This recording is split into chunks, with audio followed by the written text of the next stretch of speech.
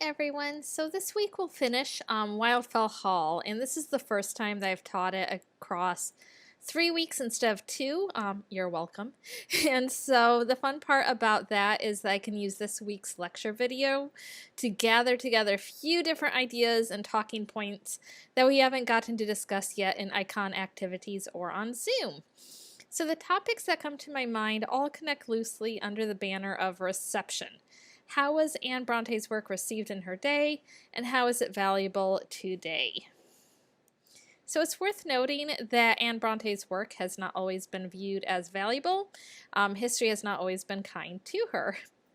Anne's literary work has often been examined in comparison to her two sisters, Charlotte and Emily. Charlotte, author of Jane Eyre famously, Emily of Wuthering Heights. And I would argue unfairly so, simply because of the difference of the kinds of writing that the sisters all do. So whereas Charlotte and Emily's work much more heavily borrows from Gothic conventions, Anne Bronte's two novels focus more heavily on the everyday. Amanda Claybaugh, in a chapter entitled Everyday Life in Anne Bronte, suggests that, and I'm reading a quote here. The everyday is not a topic we associate with the Brontes, who are better known for embracing the extreme, for depicting rioting laborers and tortured birds, delirium tremens, and violent assaults, ghosts that haunt the Yorkshire moors, nuns that haunt Belgian schools, and the echoing call of Rochester for Jane. End of quote. Yet, she argues that Anne and Charlotte's goal, in her essay, Anne and Charlotte's goal, was to really focus on the topic of the everyday life of women and laborers. I'd argue for Anne that this is especially the case, much more so even than for Charlotte. So, Agnes Grey, which we didn't read, it technically follows a rough romance plot, but the bulk of the novel describes the difficulties and tedium of living life as a governess. Wildfell Hall, as we are seeing, is dedicated to detailing the day-to-day life and struggles of marriage. This idea of writing a novel about monotony, about tedium, even about boredom, feels to me extremely ahead of its time. And one of the questions that I want to ask this week is how stylistically Bronte manages the subject, manages to write about basically boredom and tedium while still maintaining reader interest and a well-structured novel, if we agree that's a well-structured novel. Yet, when being compared to the extremes of her sister's work, history has tended to view the youngest Bronte as lacking some of the skill and some of the passion of her sister Emily and sisters Emily and Charlotte.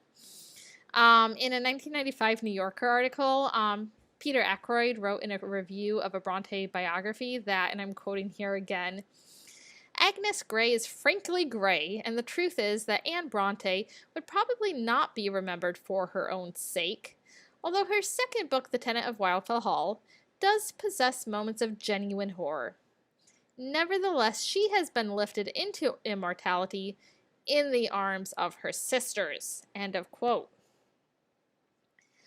Even shortly after the publication of her works, though, works of Anne Bronte, like Wildfell Hall, were not always appreciated. So, all three Bronte sisters, as well as Branwell, their brother, died young.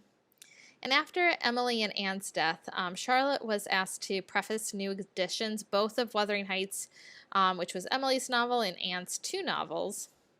And Charlotte agreed to do so for Wuthering Heights and Agnes Grey, but refused to do so for Wildfell Hall, saying, Wildfell Hall, it hardly appears desirable to preserve.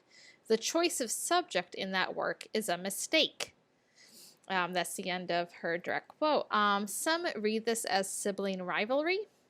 Some suspect that maybe the topic of alcoholism hit a little bit too close to home for her, reminded her a little bit too much of Branwell.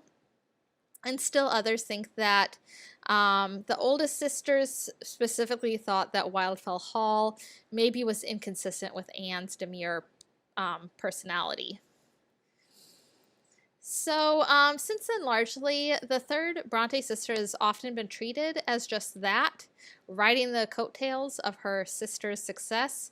It's only cropped up in popular culture, most of the time for the occasional joke. See the Family Guy episode where Anne comes on screen just to make a very short period joke. It has only been in recent decades that Wildfell Hall and Agnes Grey have started receiving significant academic attention.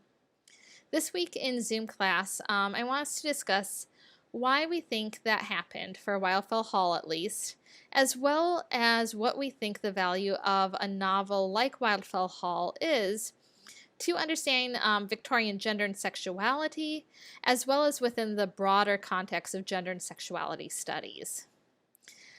Today, though, I want to focus on the idea of writing the everyday, which was invoked in that Amanda Claybaugh quotation that I shared. I've included a prompt after this video on Icon, so check it out, share your thoughts, and I look forward to seeing everyone on Thursday. Thanks, bye!